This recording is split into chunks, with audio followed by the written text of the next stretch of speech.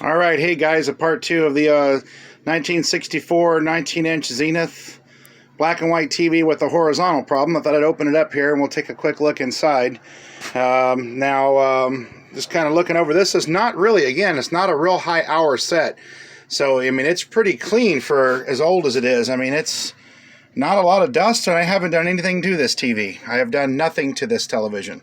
I got it about a year ago. I watched it a couple times, and it worked fine. And then the last couple of times I kind of used it, I noticed once it started getting real warmed up, horizontal started losing sync, and then I realized there was a problem. Now it got worse to where it's doing it all the time. So something's changed value. The problem's going to be under the chassis. I can pretty much guarantee that's where our problem is. Probably one of them integrators, more than likely, or a resistor that may have changed value. But yeah, here's a quick inside of the set. There's your horizontal. There's your damper, and there's your horizontal oscillator. These tubes have all been changed. Although that one, I don't know, maybe not. I have to find a date code, but when you see the white Zenith, of course that may be yellow, it's faded, but well, like this one here, I think those are like original Zenith replacement tubes, like that one back there.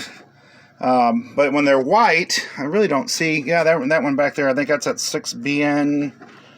That one that's noisy. Those tubes produce a lot of noise. You know what? I don't know. It's a good question. I got to look into that. But I think that's an RCA tube. That somebody's been trying to fix this before. But anyway, when you see the white on the tubes, that's with the Zenith. I think those are original factory tubes, and the yellow are replacements. They're Zenith tubes, but they're replacements. But anyway, that's the inside. We're getting ready to flip this over. There's your timer for the timer switch on the side there. There's the timer motor. One thing I'm going to give you a quick note about before I flip this thing over. Another thing with these older Zenith televisions, there's a copper width sleeve and this yoke here. This is the yoke.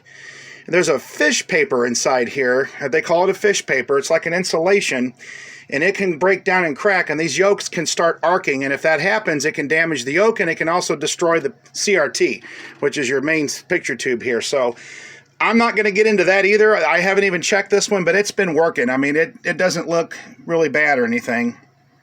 And I'm not going to take it apart to find out, because you start taking stuff apart, then you can also start things cracking, and then you have to replace them. So there's another guy on YouTube. I think his name's John Bear.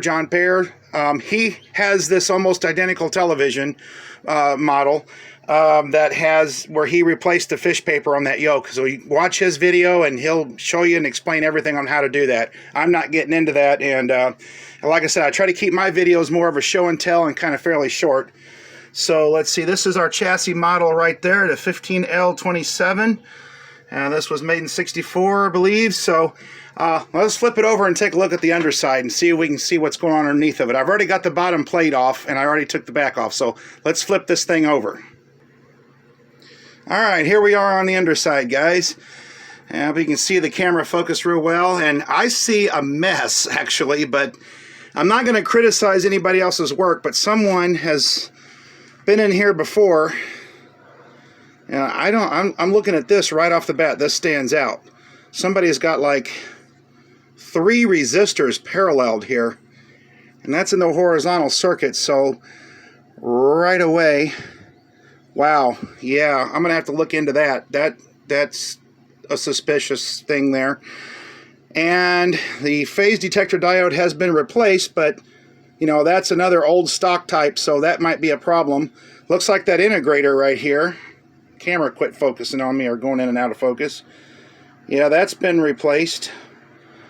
And something else, these are the newer style integrators, and these are not really conducive for 1964. I think these came out in Zeniths like late 60s, mid-late 60s. And if I look at these closely, they've all been soldered in. So somebody has... Man, this focus is just horrible on this camera. I've got to get a better camera if I'm going to keep doing these videos. But yeah, so it looks like someone's been trying to work on this before. Those are nothing wrong with that, as long as they're the right value. I've got to pull my schematics on this, and I'll do that after the video to see if they've been replaced with the proper ones, because if they're not the right value, that'll definitely give us an issue. Somebody's changed or bypassed one of the filter capacitors here too. That's a newer style cap. Yeah, so But I mean, nothing looks horrible in here. I know some of y'all are having a heart attack because there's bumblebee capacitors still in here. Those aren't even in a real critical circuit, so then I'm not even going to worry about those. We're not in here to replace capacitors. Only what's necessary to get this thing up and running again. There's somebody's replaced that cap. But yeah, I'm going to have to pull this apart. I might replace this again and see if we get any difference. And I need to look at the schematic and see what proper resistor actually goes. So see, someone might have done that, and you can do something like that. If that resistor's changed value, you can parallel other resistors together to get the correct value that you need. But I would just do something like that temporary until I got the proper resistors. And that's what I'm going to do, is find out which one really goes there, what value. And we're going to get that out of there. Just because that's not hurting anything, but it kind of bothers me knowing it's not correct. So I might replace that with some high-speed Schottky diodes or something and try that and see if we can get that detected. Yeah, that integrator there, it could be a problem. That's an original one, but it's also been soldered in there, so I don't know. So anyway, this is the bottom of the Zenith. There she is. We're going to give her some more looks, so I might do a part 3 on this.